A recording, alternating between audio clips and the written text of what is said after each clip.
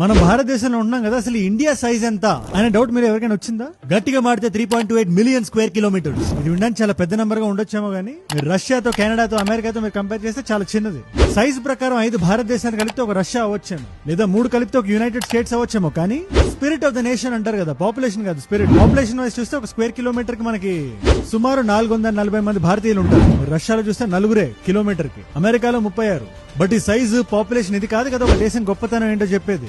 Spirit అని ఒక మాట అంటారు. అది మన దేశపు కల్చరల్ హెరిటేజ్ ని చూసుకుని మనకు వచ్చే ఒక ధైర్యం. క్రైసిస్ వచ్చినప్పుడు ఒకరి పక్కన ఒకరు నిలబడతాం, ఒకరి చేతిలో ఒకరు పట్టుకుంటాం అనే ఒక నమ్మకం. అండ్ ఇవాళ మన భారతీయులందరికీ ఆ నమ్మకాన్ని చూపించే టైం వచ్చింది. మోదీ గారు వారణాసిలో ఒక స్పీచ్ ఇస్తూ ఒక మాట అన్నారు, పార్టీలకు అతీతంగా అందరం కలవాల్సిన టైం వచ్చింది, మనం అంటే ఏంటో చూపించాల్సిన టైం వచ్చింది.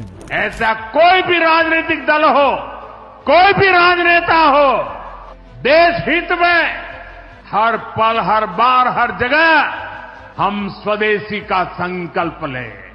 ట్రంప్ గారి పేరు వాడలేదు కానీ ఆయన్నే ఉద్దేశించారు ఇక్కడ. ఈ రీసెంట్ టారిఫ్ డ్రామా ఇదంతా నడుస్తుంది కదా, భారతదేశం మీద 25% టారిఫ్ వేసి దేశాన్ని డెడ్ ఎకానమీ అని పిలిచి, మీరు మీ బోర్డర్ దాటొచ్చి మా దేశానికి వచ్చి అమ్మే అధికారం మీకు లేదని చెప్పి ఆయన అంటున్నాడు కదా. ట్యాక్స్ వేస్తా అని ఎటువంటి ఫౌండేషన్, ఎటువంటి లాజిక్ లేకుండా దేశాన్ని ముంచేద్దామని చూస్తున్నాడు కదా. ఇలాంటి టైంలో అరిచేతిని పైకి చూపించి ట్రంప్ లాంటి వ్యక్తిని అర్థించకూడదు. మన కోసం మనం నిలబడాలి, మన సామాన్లు మనం కొనాలి. ఓన్లీ బై స్వదేశీ గుడ్స్. ముఖ్యంగా ఇలాంటి టైంలో పండుగలు వస్తున్నాయి, పెళ్లిళ్ళు వస్తున్నాయి, హాలిడేస్ వస్తున్నాయి, అందరం ఫ్యామిలీ అంతా బయటకు వెళ్ళి కొంటాం కదా సామాన్లు. ఆ సామాన్లు కొనేటప్పుడు ఒక ఎక్సైజ్ చేయండి చాలు. ఇది ఎంత డిస్కౌంట్ లో ఉందో చూడడంతో పాటు ఇది ఎక్కడ తయారైందో కూడా చూడండి. దీని వెనకాల ఒక భారతీయుడు కష్టపడ్డా లేదా?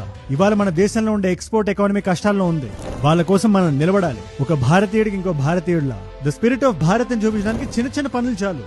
గణేష్ పండుగ వస్తుంది, వినాయక చతుర్థి. మీలో ఎంతమందికి తెలిసి ఒక segment of the idols China నుంచి వస్తున్నాయని జాగ్రత్తగా చూసుకొని కొనాలి, అంతే చాలు ఇవాళ. ఎందుకంటే ఎలాంటి సిచ్యువేషన్ అయినా ఒక సిద్ధాంతాన్ని మనం నమ్ముకోవాలి. Nation first, Bharat first. ఈ రీల్ ఎంతవరకు వీలైతే అంతవరకు షేర్ చేయండి. ప్రతి తెలుగువాడికి, ప్రతి భారతీయుడికి వెళ్లేలా చూడండి.